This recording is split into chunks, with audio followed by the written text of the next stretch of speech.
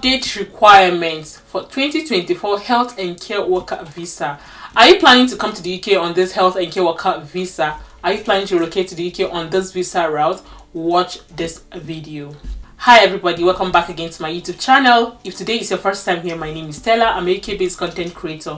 On this channel, I talk about my life here in the UK, what is happening around me, and I share information. If this sounds like what you'd be interested in, then do not forget to like, subscribe, and share my videos. Click on that notification bell so you get notified whenever I post any new video. So a lot have been going on this health and care worker visa. It's true that so many company licenses have been, suspended, revoked, and so on. However, some companies are still getting their license now. Yeah, this year 2024, some companies are still getting their license. So if you're considering relocating to the UK on this health and care worker visa, watch this video from the beginning to the end because I'll be explaining all that you need to know. And also, if you have any question or any type of video you would like me to make, do not forget to leave it on the comment section. I'll try my best and get back to you guys. Well, without wasting much of your time, let's dive into today's video.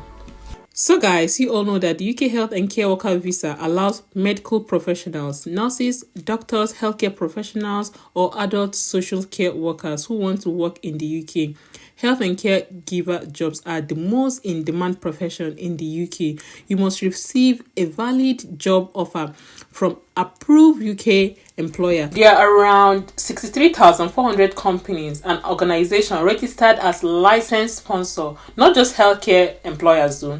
According to the gov.uk, around 121,290 skilled workers health and care worker visa were granted as of June 2023. Another benefit of this health and care worker visa is fast-track entry to the UK, reduced visa fee, and you do not need to pay for the health surcharge, which is the IHS fee. In my previous video, I left a link on the description for those of you in the UK that needs to claim back your IHS fee. As long as you're working in the health sector, you can get back your IHS fee, which is the health surcharge. Watch my previous video, click on the link and get your refund back.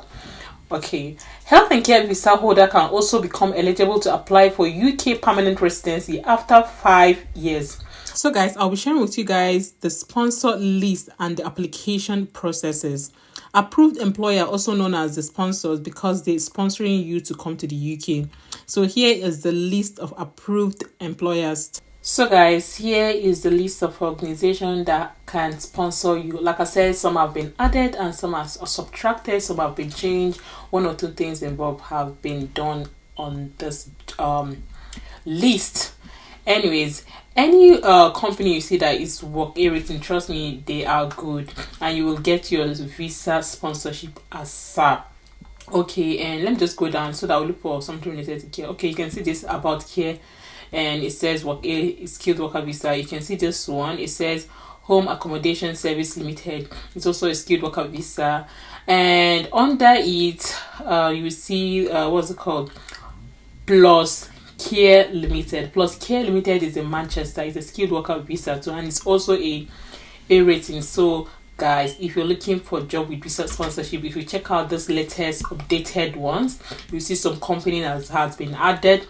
That is like, maybe you have been trying some other company and it's not working out for you. Try this company that have been added to this shortage occupation list. It might work out for you. You see a lot of jobs and you can see some in tech, in care. You can see this one, it says Diamond Home Care Limited. It's in West Yorkshire, and I'm in West Yorkshire. I used to see this company. I never knew they have license though. Anyways, and you can see Home Care Limited. You can see them, there are plenty. If you're looking for a job with visa sponsorship and you come across these names, then you can also consider applying.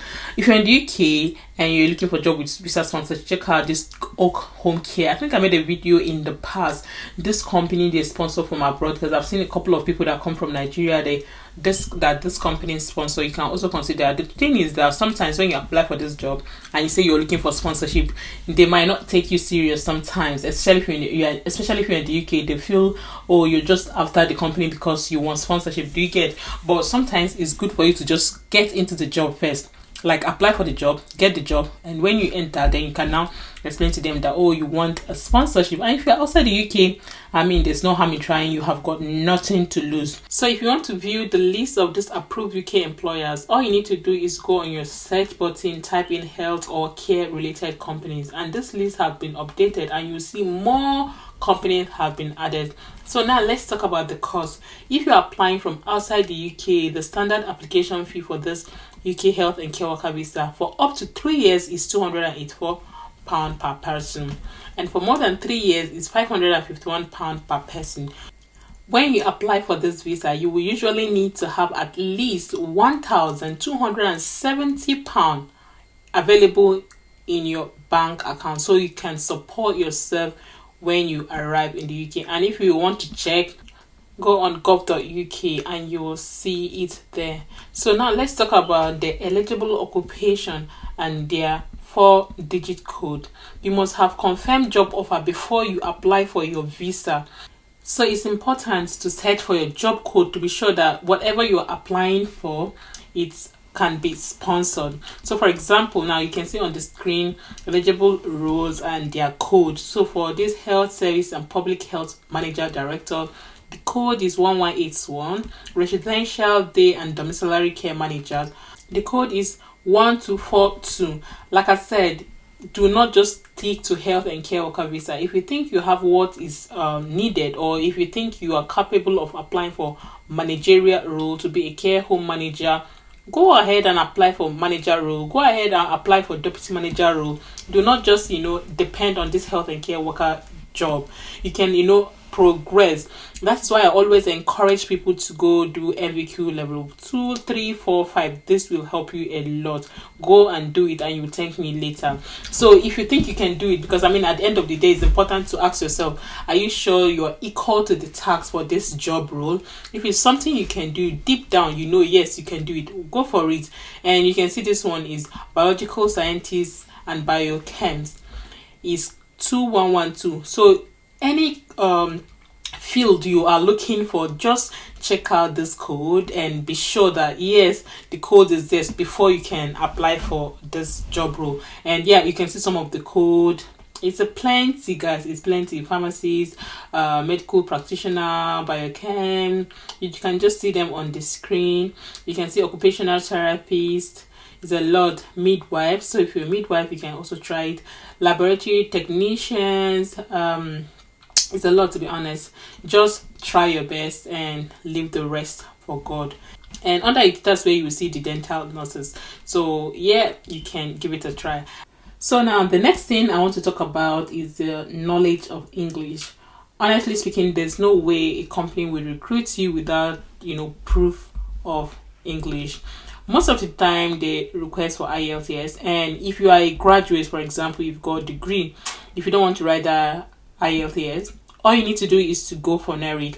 That means there's a way they do it online. You convert your degree, like just to show that you did English in school, or should I say you were taught in English. It's just like a proof that you can speak, understand and write English. It's just as simple as that. So there's no way you get a job without a proof of English. So take note of that. So all these people that will tell you there's jobs without proof, most of the time, I'm going to tell you 90% of this employer will always ask you, do you understand English? They will always ask for proof of English. So now let's talk about UK health and care worker visa requirements. You must have a job offer from the UK approved employer.